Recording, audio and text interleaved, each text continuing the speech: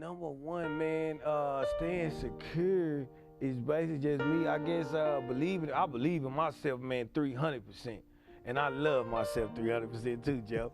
So it's like, you know what I'm saying. And then I know that if I ain't got nobody, I got God. And this ain't nothing bad to say about no other person or nothing, but I know, man, if everybody walk out on me, I know God believe in me, he gonna get me there. So that's how I stay like secure and always stay like I can do it, and that's what give me the confidence to keep moving on, because I know at the end of the day, you know, if man let me down, you know what I'm saying, God got me. Yeah, that's beautiful, man. Welcome to Just Men, a life-changing program that resonates hope as well as encouragement. The program that gives you information and inspiration for the glory of God. I'm your host, Jeff Tate, and thank you for joining Just Men. On today's program, we have a very special guest. This is his first time being on Just Men. Please welcome Terrell Polk. Brother Terrell, welcome to Just Men. Appreciate you having me, Joe. Appreciate you. Wow, well, man, I tell you, it's awesome. We're going to hit the ground running. I know you got a lot to talk about in terms of dream big and what that really means. But before we dive into the depth of our discussion, who is Terrell Polk, man? Tell me a little bit about yourself. Terrell Polk is just another entrepreneur, you know, another hustler, you know, in terms of just trying to get things going and making something, taking nothing and making something with it. You know what I'm saying? That's always been my motto, man. I always been able to, you know what I'm saying, take a little something or take something that was nothing and just turn it into something. You know what I'm saying? I was forced to basically having to do that all my life, so it turned into an entity for me to, you know what I'm saying, be able to do business or just get me to the next level, man, in terms of we talking academically, whether it be from, you know, going to college or in the clothing or in the music, because I have, I'm in about 3 different things that I'm also into other than fashion, other than clothing. Yeah, so let's go back to the creativity part, back to the beginning. We're going to build the foundation up. Where did that come from, man? I mean, just from your upbringing, and where did you see how you developing a product, you know, to the level that it is? I mean, what happened in your life, and what gave you that vision? Well, I always had this, I guess, sort of vision or dream to start a clothing line. I always been fashionable myself, so I always wanted to, you know what I'm saying, try to extend that and start my own clothing. I guess you can say being, you know what I'm saying, inspirational to somebody else, trying to, I guess, showing people how I dress, and then, you know, setting trends for, okay, you can go ahead and you can look like me, or not only that, just how to fix up clothing. So what I did, I been had the name Dream Big. I had the name. Honestly, I heard someone said I wanted to start this clothing line. The name of my clothing line was the name of my grandmother. It was called Low Esteem. My grandmother's dead now. So I was sitting in my studio one day, and back then I was doing music, and I wanted to start this clothing line. I just didn't know what kind of name I was gonna use. So I was sitting in my studio trying to come up with a name. I couldn't, and believe it or not, man, I was actually on my way to church one morning on a Sunday morning. I'm sitting on my couch when I go to church, and I'm watching BET, and then I actually heard the guy on there, Dr. N. I don't know if you're familiar with him, but before the BET show would go off, he would always say, "Remember, dream big" at the end of the show. So when I heard that, I said, that's the name, that's what I got to do, you know what I'm saying? And then I also felt like God was, you know what I'm saying, wanted me to do something positive and do something that he can get glory out of in order for it to work anyway. So I had the name, so I said, that's it, dream big. Later on down the line, because it still took me like a year to kind of prep and get ready to kind of launch this thing off. So a good friend of mine, he was born in 1988, and at the time he was doing a mixtape called 1988, and something real bad happened to him. So in the mix of me having this Dream Big clothing line, I'm sitting in the studio, he's in the hospital, so I'm looking at his mixtape, thinking about, yeah, I see 88, I see the 88s. So I'm like, Dream Big, hey, that's it for me to start this clothing line. Of course, I ain't had no money then. Didn't know how I was gonna do it. Never been in the fashion world. Never sold no clothes. Never saw a sewing machine before. Never saw no threads. Nothing. Just had Dream Big, and then those 88s I saw. Wow, wow. So take me let's begin to go behind the scene and developing your material, and what is the vision for Dream Big. I know that you talked about how you got started working for someone else and how that kind of restrict you in terms of your vision, restrict you in terms of what you wanted a product to be. So talk about that process and how that developed you in terms of your product altogether. Number one, to me, dream big means reinvent yourself, make yourself over. You know what I'm saying? Like me, I done had to reinvent myself a few times in life, you know, whether it's through health and wellness, you getting, you know what I'm saying, healthier, losing weight or whatever, you know, fashionable. So that's what I dream big, you know, make yourself over, you know what I'm saying, think to a new dimension, you know, reinvent yourself. So basically, I had that idea.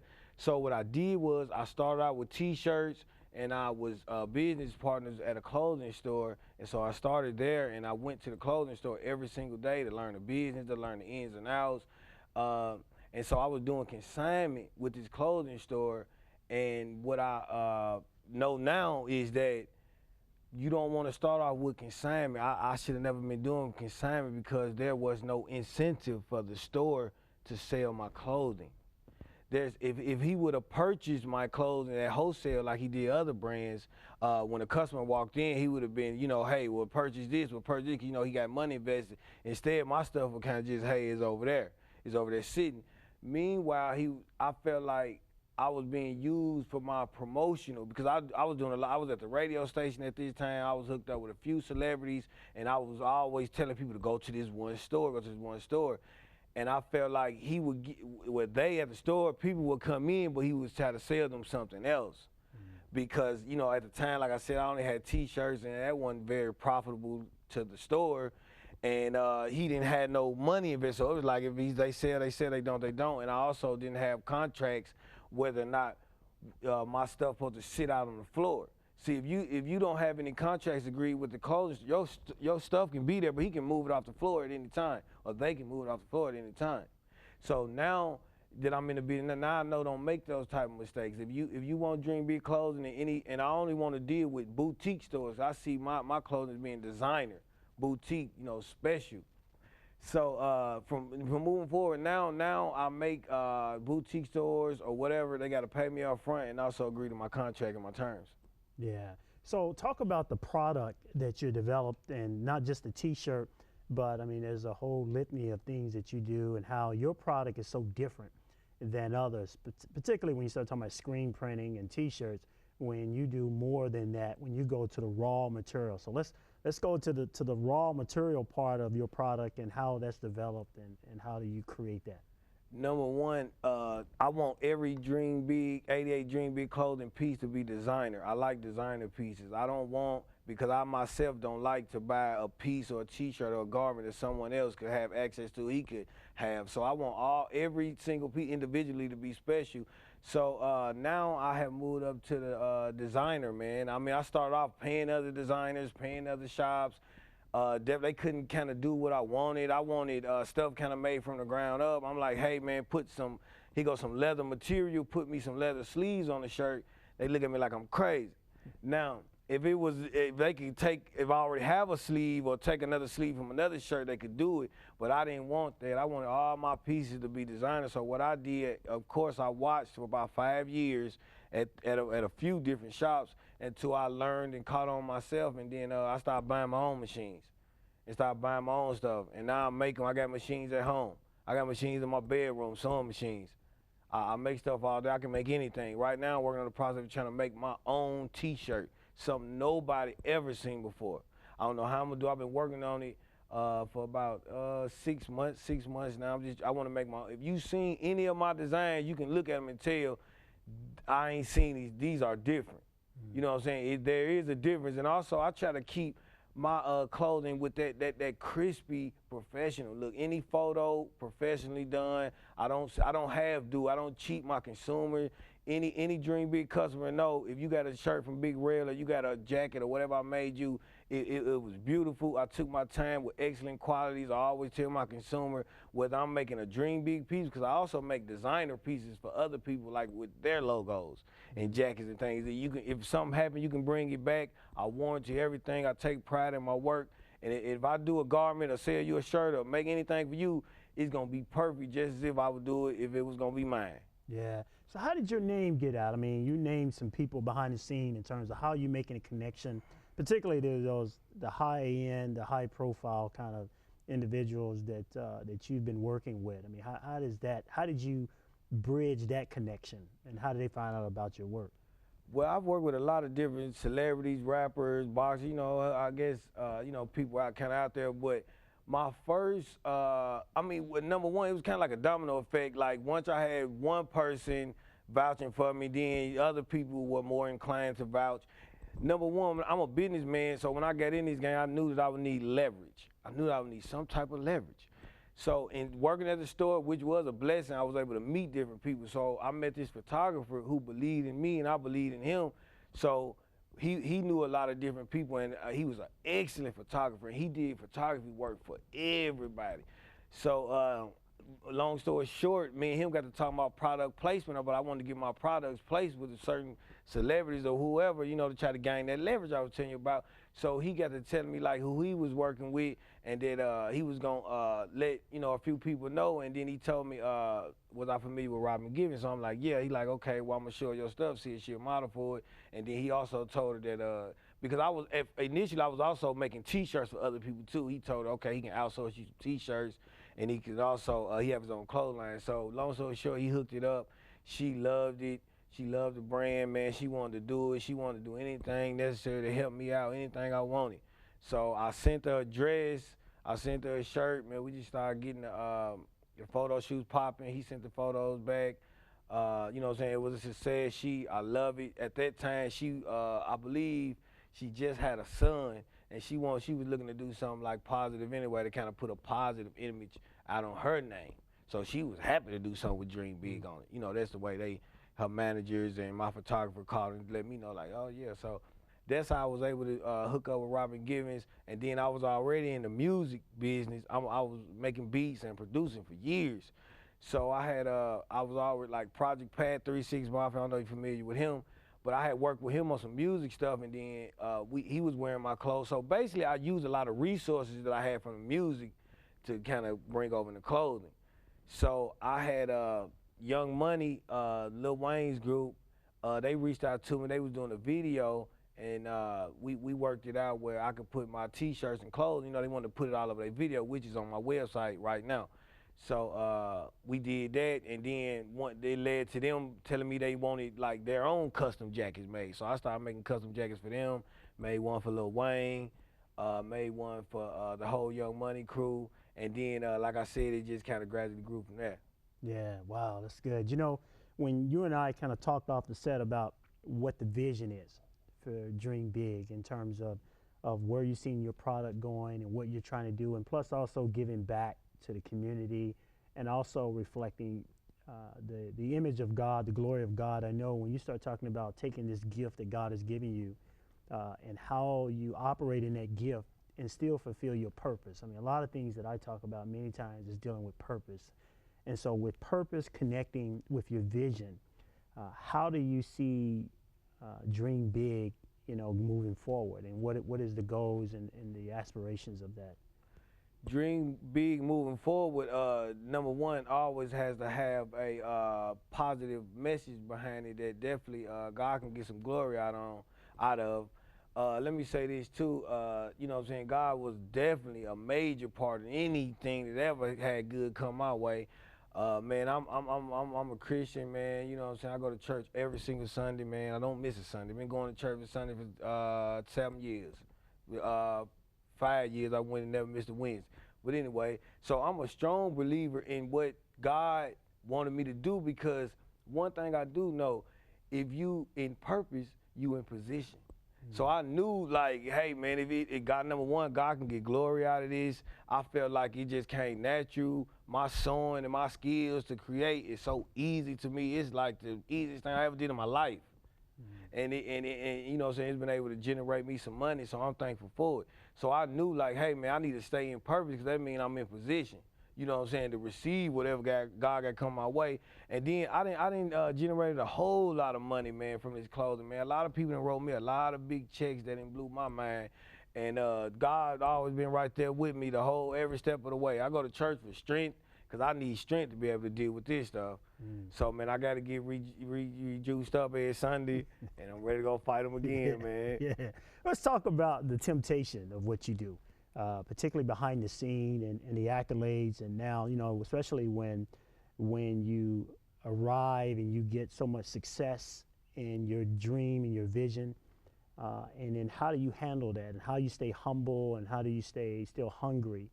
How do you do that? I mean, talk about that process, and how do you stay focused in the midst of the temptation that come as a result of your vision, this gift that God has given you? You just said it, brother. Take focus. I'm so scared that if I let something catch me up that's not in alignment to where I know I need to be going, it's gonna catch me up, and then it's gonna set me back. Cause I'm real big on not letting my work pile up on me. I'm a routine person. I'm always being proactive about whatever I got to do for that week or that month. So if I know something is not in alignment with what I need to be doing, I know I'm gonna be off focus. So I try, cause I work a lot, man. A lot of people know I wake up at 5 in the morning, every single morning, 5 in the morning. I'm on the sewing machine in my boxes. You know what I'm saying? So anything that's not within alignment with me getting this work done, I know, you know what I'm saying? Because temptations come, you know, all kind of stuff come, but I'm knowing like, I gotta stay focused, because guess what? This work gonna pile up on me, just like washing your clothes. You don't wash your clothes, they gonna pile up. You gonna keep piling every day. So I gotta stay working, man. So work is what's gonna keep you focused in terms work, of that? And then knowing that I wanted to get to the next dimension. I am so, you know what I'm saying? I got so much faith that if I stay focused, that there's a slim chance, I don't know if it's a big chance, I can get to the next level. The next level is the world. You know what I'm saying? When I said I do this, man, I'm a hard worker, man. I do this every day of my life, every single day, because I really felt like that I could change the world with this, because there's a whole lot of more stuff in store. You know what I'm saying? I ain't trying to be getting off the subject, but I definitely want to, you know what I'm saying, take Dream Big into other countries, and I visualize theme parks, man. I want my own theme park. I'm a tech guy. I'm technology. I want to go in the technology field with this. You know what I'm saying? I want to start building robots, man. I want to build my own software. I want to create my own machine to make clothing. Like, I want to go deep.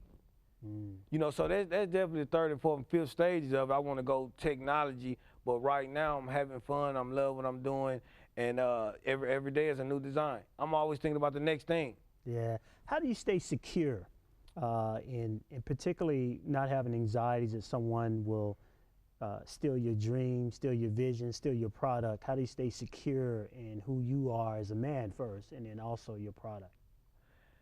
Number one, man, staying secure is basically just me. I guess I believe in myself, man, 300%. And I love myself 300% too, Joe. So it's like, you know what I'm saying? And then I know that if I ain't got nobody, I got God. And this ain't nothing bad to say about no other person or nothing, but I know, man, if everybody walk out on me, I know God believe in me, gonna get me there. So that's how I stay like secure, and always stay like I can do it, and that's what give me the confidence to keep moving on, because I know at the end of the day, you know, if man let me down, you know what I'm saying, God got me. Yeah, that's beautiful, man. You know, when you start talking about focus, and I want to talk a little bit about that, particularly as you move forward in your vision and move forward with your business. You know, I had 15, 16 years ago established a mentoring program called Stay Focused, part of it, and focused as the acronym was faith, obedience, commitment, understanding, and self-control. And those are the things that bring you in alignment and focus. Many times when people say they're focused, they're talking about a central point, you know, something to do. I got to stay focused on a task. Then another avenue that people talk about focus is defined when two lights, or when two images come together and they reflect. So when light comes together and reflect, that's part of focus. And the part that I like that I want to talk to you about focus is it's a object or an optical device that you make adjustments to bring a clear image. So when we start talking about like a camera lens, when we talk about, you know, a microscope and so forth, the apparatus that is used to align itself up so that we get an image many times, I want to talk about how God aligns us up. I mean, it's amazing how you and I could be here today. I've never thought that you and I would have this kind of dialogue, and you would be on Just Men, and we're talking about focus, but also how God has ordained your gift in order to bring him glory.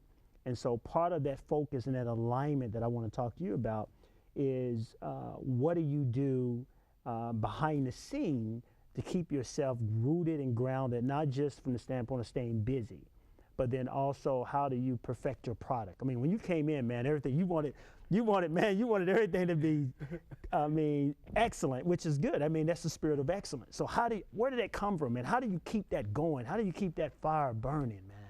Number one, I'm very, very passionate about making clothes and what I do, so I love it so much. And also, let me say this, man, I come from nothing. I come from a broken home. I done been homeless. I ain't had nowhere to live, so it can't nothing compare to that. So anything, that's enough to keep, and then God done gave me a second chance to go back out here and do what I'm doing. So I'm grateful, gratefulness. You know what I'm saying? When I look over my life, man, and just for me to be sitting here with you today, free, and even got $10 in my pocket, man, I look at it like, man, that's a long, it ain't where I want to be, but it's far from where I was, so I'm good. You know what I'm saying, man? I done been at the lowest level. I done been lower than the lowest level in life.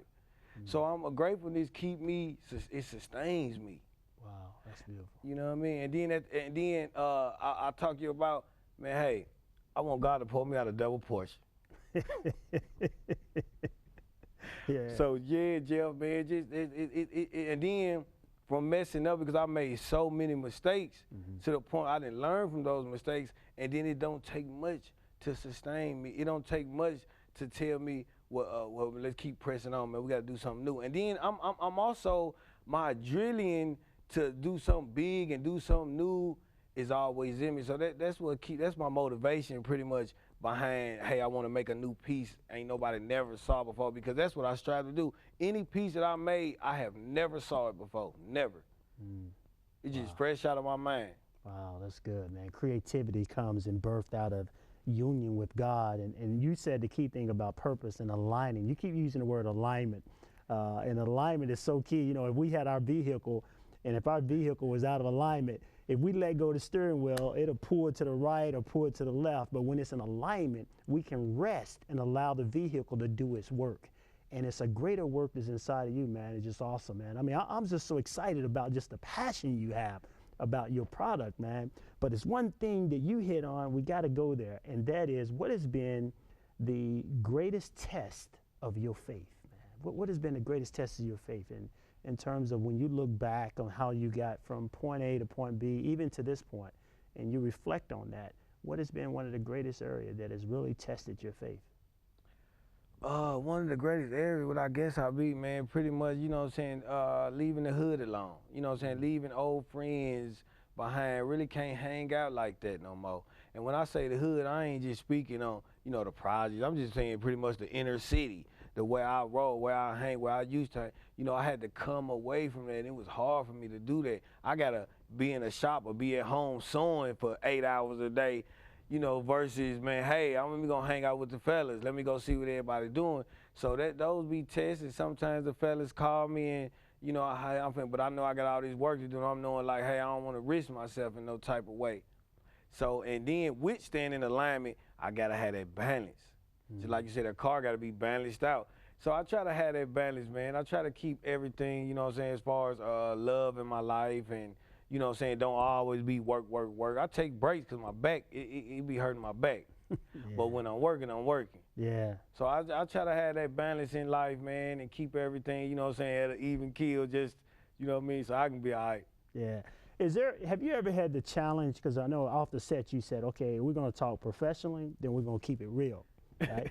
So I want to keep it real, brother, in terms of that, but is there ever any pressure to keep it so real that you're not real, you know, in terms of you're trying to show a certain image because people expect something to come out of you, especially if you're catering to a certain environment or a certain type of neighborhood or a certain clientele, and you feel like you have an allegiance to that clientele, and if you break away, maybe the pressure is you sold out, you know, you've forgotten where you come from and those kind of things. Talk about, do you ever deal with that, particularly as you continue, you're talking about worldwide, you're talking about carrying your product that is so diversified that it's reaching the masses of people.